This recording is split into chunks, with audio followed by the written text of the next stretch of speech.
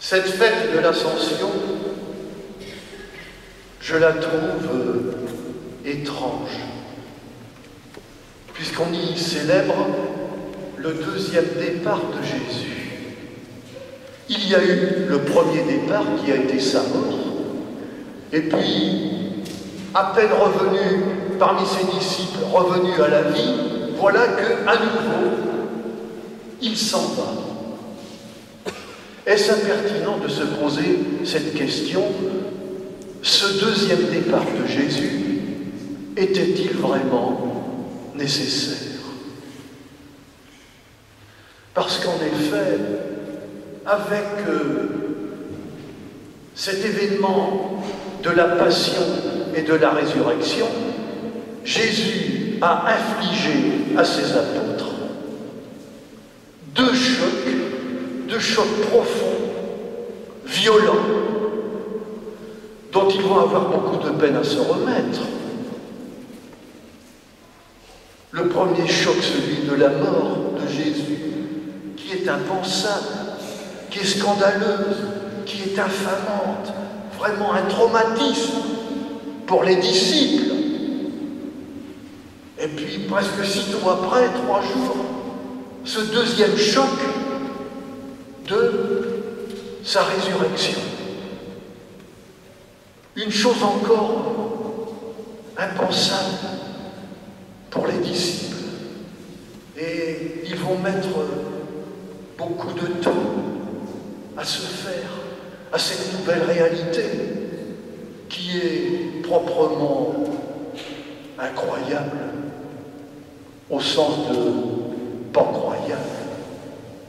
Et alors, après ces deux chocs, coup sur coup, voilà qu'ils décident de les quitter à nouveau, leur imposant un troisième choc. Est-ce qu'ils vont supporter ce choc-là? Était-ce bien la bonne solution? Surtout que, après la résurrection, il me semble que Jésus avait trouvé une solution qui m'apparaît plutôt bonne. Pendant 40 jours, nous disent les récits des Actes des Apôtres, Jésus a inventé un nouveau style de relation et de présence avec ses disciples. Pendant 40 jours, nous disent les Actes, il apparaît de manière inopinée, inattendue, il apparaît. Et en général, ces rencontres se déroulent en 2 temps. Le premier temps, un temps d'acclimatation, d'apprivoisement, où peu à peu, les yeux des disciples s'ouvrent sur cette présence de Jésus.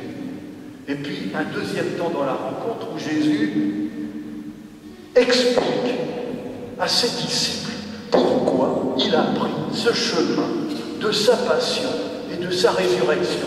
Et il leur explique les Écritures.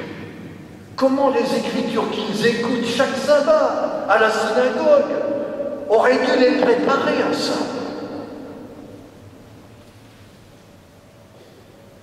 Et après tout, pourquoi Jésus ne serait-il pas resté sur ce statut de l'apparition?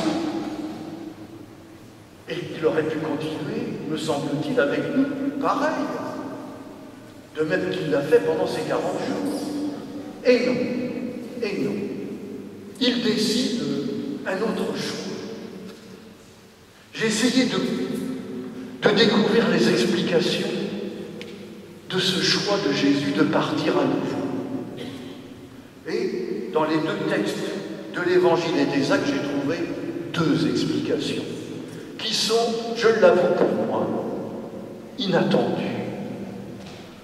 Première explication, c'est que pendant ces 40 jours où il apparaît aux disciples, Jésus bute sur une difficulté majeure, c'est qu'il n'arrive pas, malgré ses talents de pédagogue, à leur faire comprendre le le sens de sa mission, et le sens de sa mort, et le sens de sa résurrection.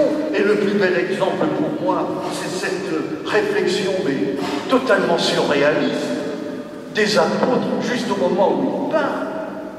Ils lui disent: quand est-ce que tu vas rétablir la royauté en Israël? Les bras de Jésus ont dû lui en tomber.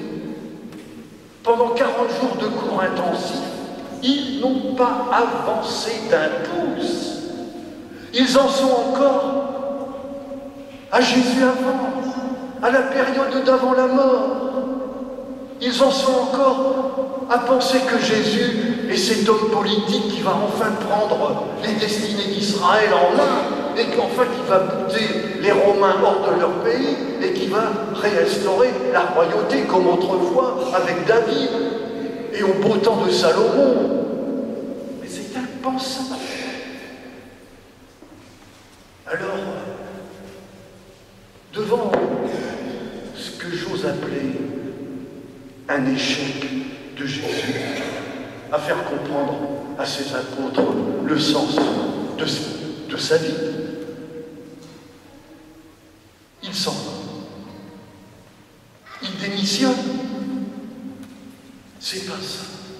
Et c'est la deuxième explication que je trouve dans les textes d'aujourd'hui,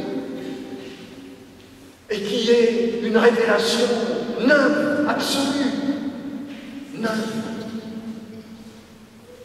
Il décide de passer la main à quelqu'un d'autre, à quelqu'un de plus capable, de plus fort que lui. Non. À son Père. Non. Il nous révèle cette chose que ni les disciples, ni vous, ni moi ne connaissiez avant Jésus. C'est qu'il passe la main à quelqu'un qui s'appelle l'Esprit, comme un troisième mystérieux. Et cet Esprit nous en parle en quelques mots. Une force, un souffle, parfois violent, ou parfois comme une brise légère. Et ce souffle a cette capacité de s'insinuer à l'intérieur des hommes. Et il fait, cet esprit, un double travail. Faire comprendre Jésus, le faire comprendre de l'intérieur, enfin, et cet esprit est un esprit d'inventivité et de créativité. Et avec cet esprit, les apôtres ne vont plus être seulement des répétiteurs de Jésus, des copieurs de Jésus, des clones de Jésus. Ils vont réinventer une manière de vivre comme Jésus, mais à leur manière.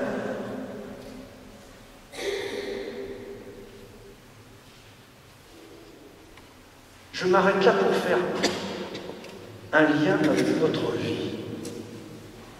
Et cette fête de l'Ascension me fait penser à deux groupes de personnes.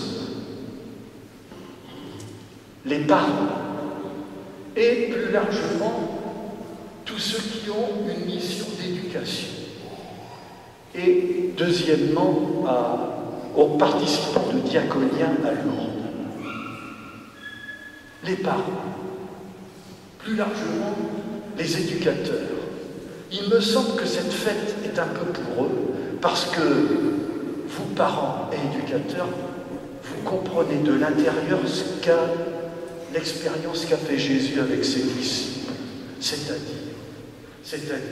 la difficulté de faire comprendre, la difficulté de transmettre, et puis à un moment cette peur, cette crainte qui nous prend quand les gens ont grandi et qu'il va falloir qu'ils volent de leurs propres ailes, cette crainte de se dire mais comment vont-ils faire sans nous?